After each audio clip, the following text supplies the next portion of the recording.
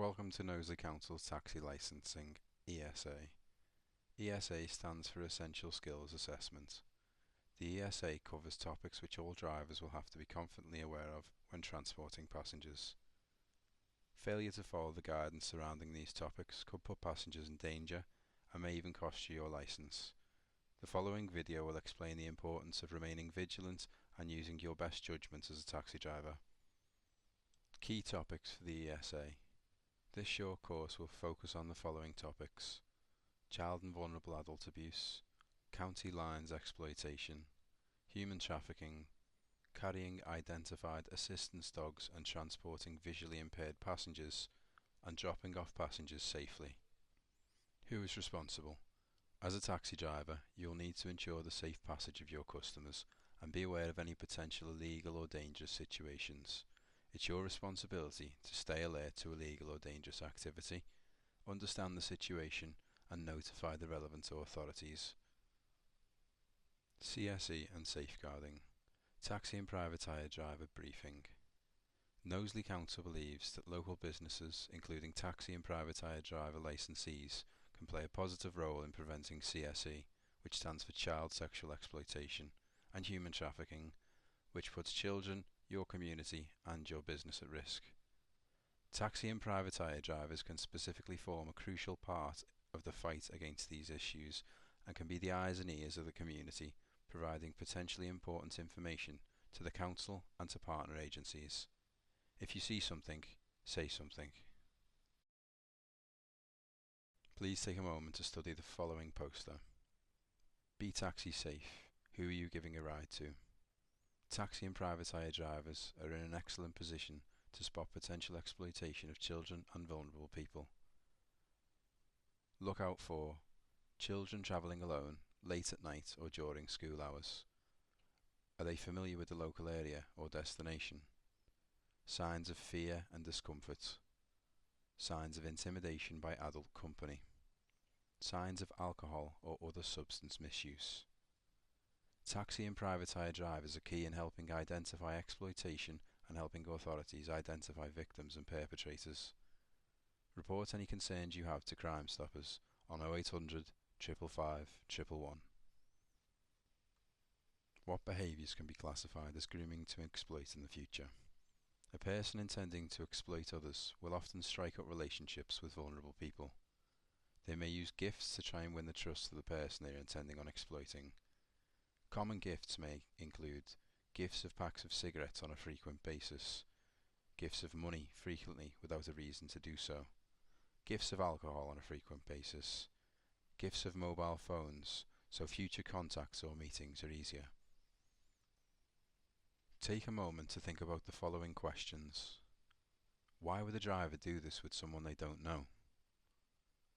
Do you think it's acceptable for you or someone else to give gifts to young or vulnerable people? How would you feel if someone tried to get involved with your relatives or friends in this way?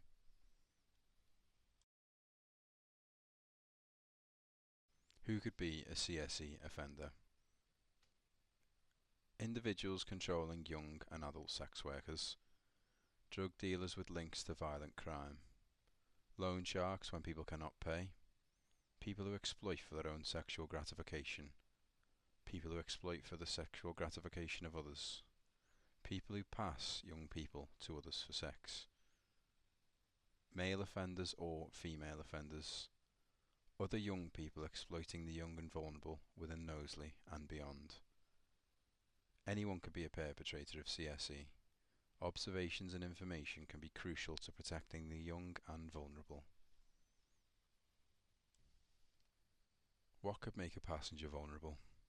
Using alcohol to excess, using controlled drugs and or legal highs, becoming lost or being a stranger to the area, by reason of their age, young or old, being desperate and not having the means to pay for something, having communication issues, for example deaf, blind, or someone with poor language skills, disability, physical or learning difficulties, illness, mental or physical. What legal responsibilities does the taxi driver have? As a taxi driver, you have several legal responsibilities to ensure the safety of your passengers and other road users. Here are some of the key legal requirements that you need to be aware of. Taxi insurance laws. Any driver who takes to the UK's roads has a legal responsibility to have adequate insurance for themselves, their vehicle, and their passengers. However, if you work as a taxi driver, a regular car insurance policy will not adequately protect you, your vehicle, and your passengers from harm if any accident occurs. Highway code. Taxi drivers must obey the highway code and keep to speeding regulations at all times. Drivers must be competent at all times and provide excellent customer service to those entering and exiting a taxi, as well as whilst in transit. What moral and social responsibilities does a taxi driver have? If, in the course of your work, you have concerns about a passenger, you should report that concern to the council or to Crime Stoppers, so you can avoid becoming an accessory to a crime or dangerous situation. Reporting a concern could save a life.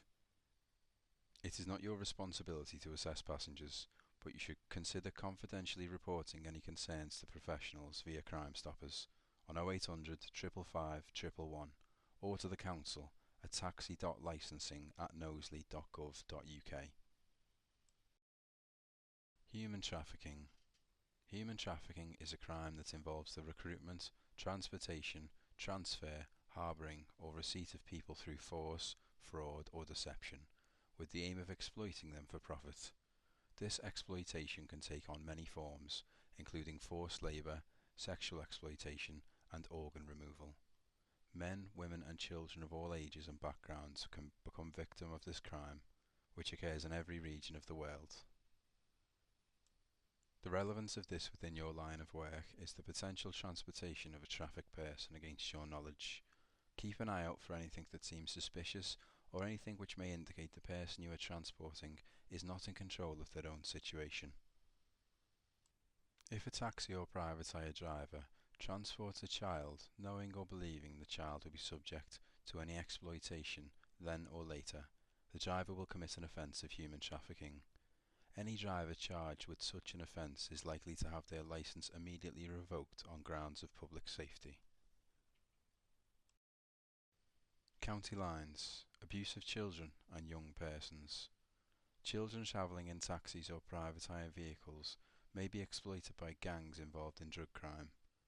Know the signs to spot. County lines gangs use children to courier drugs and money across the country. Many of these children travel by taxis or private hire vehicles. Have you ever seen a child, sometimes as young as 12, travelling alone? Are they travelling during school hours or unusual hours, early hours or late at night? They may seem unfamiliar with the local area or not have a local accent. Are they travelling a long distance? Are they paying for these journeys in cash? If you see something that doesn't feel right or looks suspicious concerning a child or young person, you should report it to Crime Stoppers on 0800 555 111. Lads are being detained under Section 20. And this is why, to safeguard children. How old are you? 16, right. From Liverpool. School-aged children sent to North Wales. Don't come to land if no selling drugs. I need to get in those addresses to check that there's no kids in there. And if I'm not letting the address, I can't do that. They've got another 2 young or 20% back down into the place where they don't care about you. They're all from deprived backgrounds generally. They've either been in care or, on like at-risk registers. They're constantly missing from home. Then there's the violence. Mark Mason was chased in a car, then stabbed to death in Rhyl by a Liverpool gang. In Connors Quay, teenager Matthew Cassidy from Merseyside was murdered by a County Lines rival.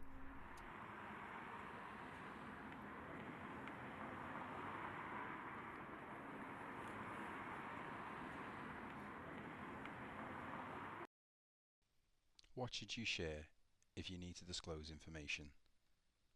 Names and descriptions of passengers, locations at which you are concerned about, either picking up or dropping off a passenger, any cars used to transport persons to you for transport, vehicle registrations, colour, make, model, etc. What worries or concerns you about the behaviour or situation? You should consider confidentially reporting any concerns to professionals via Crime Stoppers, as explained previously, by calling 0800 555 111. Please pay close attention to the following video guides by guide dogs staff and volunteers. Approaching someone and setting off. Introduce yourself and offer help. Ask the person how they like to be guided and where they want to go. Stand by their side and let them hold your arm above the elbow. However, in some cases, the person may prefer to hold your shoulder. When you are walking, they will follow about half a step behind. If they have a guide dog, approach from the opposite side. Crossing a road. Say if the curb is a step up or step down. Pause before you take the step so that the person can get ready. Describe to the person where they are. Going up or down stairs. Say if the steps go up or down. The person's free hand should be on the side of the handrail. Going up, pause for the person to find the bottom step, then move off. They will follow one step behind. Going down, let them find the handrail and first step down before moving off. They will follow one step behind. Say when you have reached the top or the bottom and pause. Taking a seat in a car.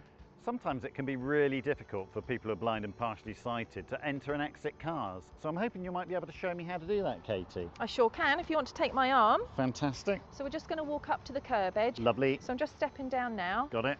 So the car is actually facing to our left. So I'm Super. just going to open the door there. And I'm going to put my guiding arm onto the door for you to be able to find that. Got it. And then again, I'm going to put my guiding arm onto the roof of the car. Lovely. Right, there there's we go. nothing on the seat, so you can feel free to get in, but I'll just pop my hand over your head just in case. Lovely. There we go. We're in the car. Do you need any help with your belt? No, if you could just shut the door for me, please. Perfect. Excellent. Taking a seat in a car. Say if the car is facing left or right. Open the car door and place your guiding hand on it. The person you're guiding can slide their hand down your arm to hold the door. Then place your guiding hand on the top of the door frame. The person you're guiding will slide their other hand down your arm and get in the car. Finishing assistance or leaving. Always check with the person you're guiding that they know where they are before you leave them. Tell the person clearly that you will be leaving them now. Leave them in a safe place away from danger. Explain the surroundings and give any information required that they may need as you leave.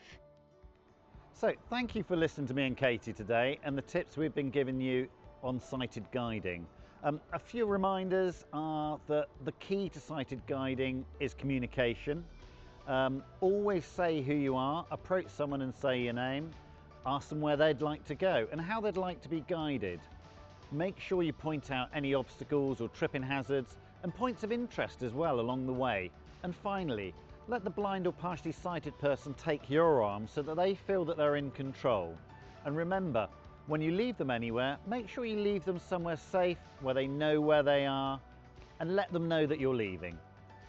For more information, visit guidedogs.org.uk/mysightedguide.